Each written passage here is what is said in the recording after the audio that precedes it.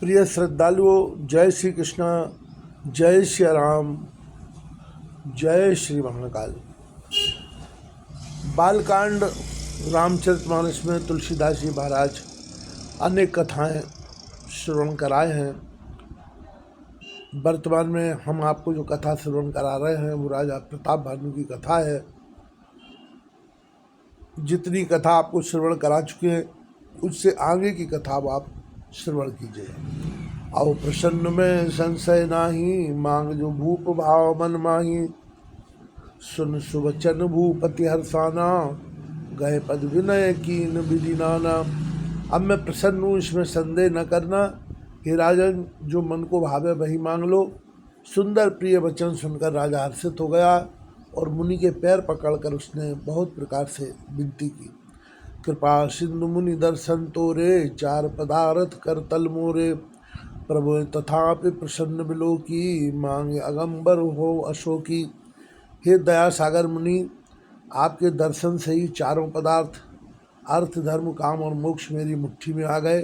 तो भी स्वामी को प्रसन्न देखकर मैं यह दुर्लभ वर मांगकर क्यों न शोक रहित हो जाऊं। जरा मरण दुख रहित तनु समर्जितय जन को, एक छत्र पुहीन में राज कलप सत हो।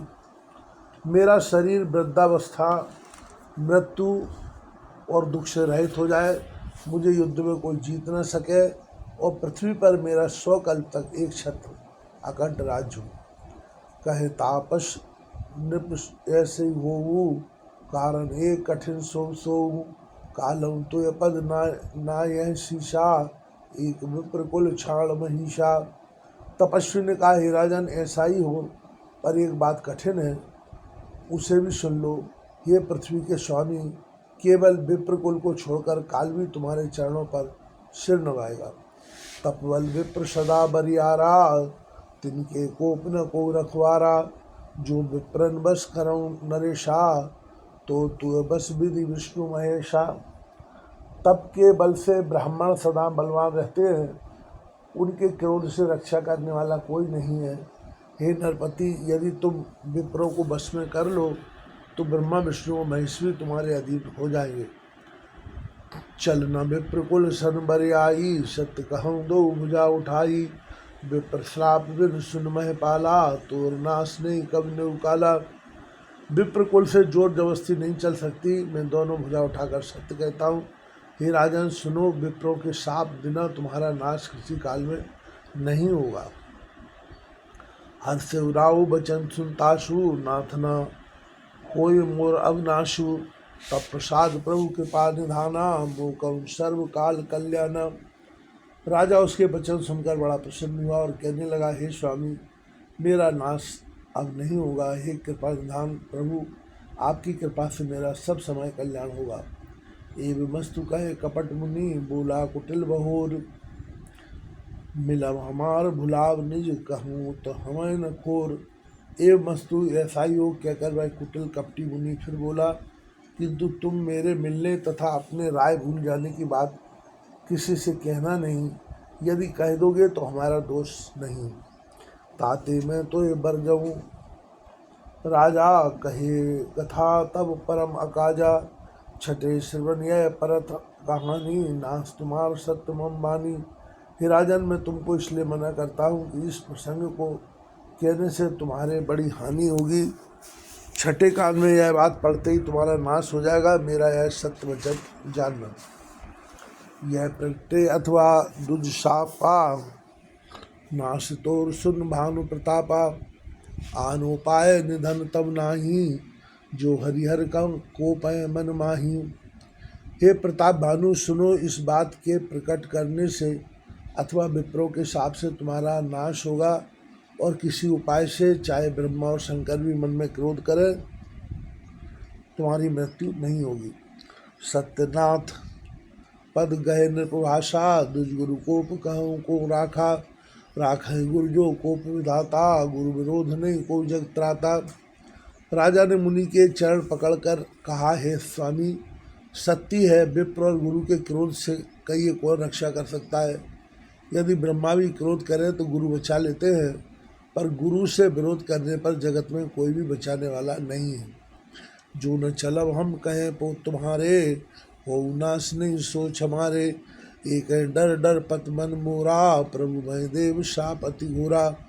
यदि मैं आपके कथन के अनुसार नहीं चलूँगा तो भले ही मेरा नाश हो जाए, मुझे इसकी चिंता नहीं है। मेरा मन तो हे प्रभु केवल एक ही डर से डर रहा है कि वे विप्रों का शाप बड़ा भयानक होता है।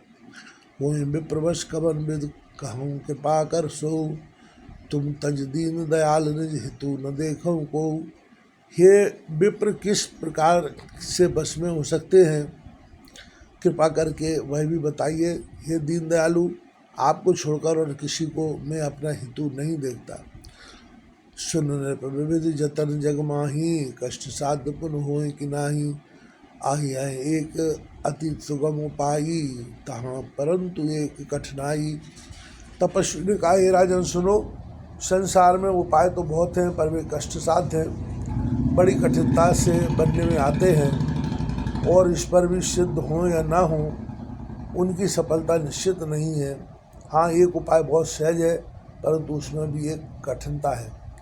मम आधीन जुगत नृप सोई, मोर जाब तब नगर न होई।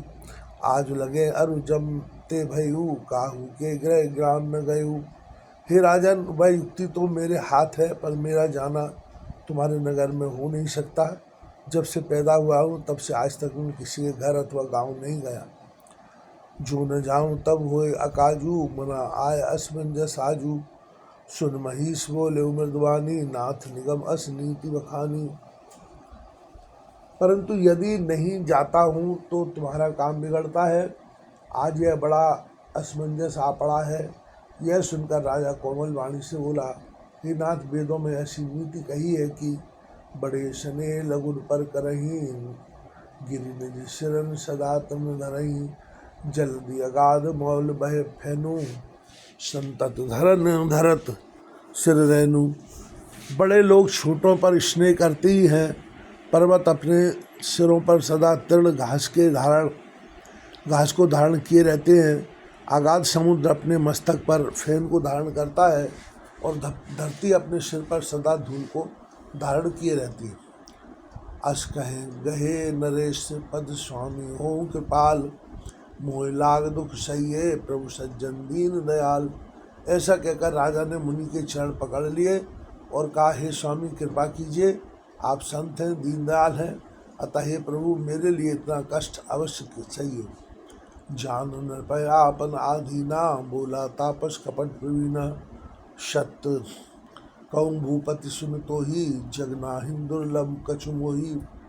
राजा को अपने अधीन जानकर कपट में प्रवीण तपस्वी बोला, हे राजन सुनो, मैं तुमसे सत्य कहता हूँ, जगत में मुझे कुछ भी दुर्लभ नहीं है।